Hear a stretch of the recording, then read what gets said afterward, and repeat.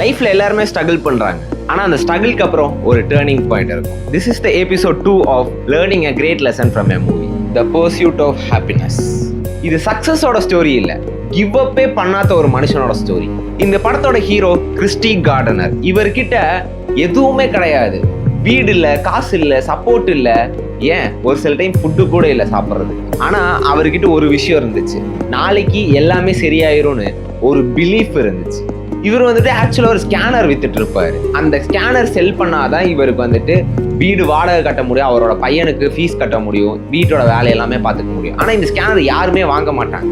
நீங்கள் பார்த்தீங்கன்னா ஒரு கையில் அவர் ஒரு ஸ்கேனரையும் தூக்கிட்டு இன்னொரு கையில் அவரோட பையனையும் கூட்டிகிட்டு ஓடிட்டே இருப்பார் அந்த ஸ்கேனரை விற்கிறதுக்காக. எல்லாரும் அவரை ஃபெயிலியராக தான் பார்த்தாங்க, ஆனால் அவரோட பையன் மட்டும்தான் அவர் ஒரு ஹீரோவாக பார்த்தான். லைஃப்ல கண்டிப்பா ஒரு டைம் ஒரு எல்லாரும் உங்களை பார்த்து சிரிப்பாங்க, எல்லாருமே உங்களை ஜட்ஜ் பண்ணுவாங்க, எல்லாருமே இக்னோர் பண்ணுவாங்க. they think you over finished. ஆனா இந்த படத்துல ஒரு லைன் ஒன்று வருங்க, செம்ம powerful. don't ever let somebody tell you you can't do something. எல்லாரும் உங்ககிட்ட சொல்லுவாங்க அது உன்னால பண்ண முடியாதுன்னு, ஏன்னா அவங்க இதை ட்ரையே பண்ணியிருக்க மாட்டாங்க. இதுல ஒரு சீன் வருங்க, வீடு வாடகை கட்டாம ஓனர் வீட்டை விட்டு துரத்திடுவாங்க. இவர் மெட்ரோ ஸ்டேஷன்ல ஒரு பாத்ரூம்ல அவரோட பையனை கூட்டிட்டு போயிட்டு அவரோட மடியில தூங்க வச்சுட்டு அவரோட பையன் அவர் அழுகிறத பாத்திரக்கூடாதுன்னா அமைதியா உட்காந்து அழுகுவாரு. இவர்கிட்ட ஒரு ஸ்பெஷலான விஷயம், இவர் கிவ் அப்பே பண்ண மாட்டாரு. இவர் மற்றவங்க எல்லாத்த விட ஹார்ட் ஒர்க் பண்ணுவாரு.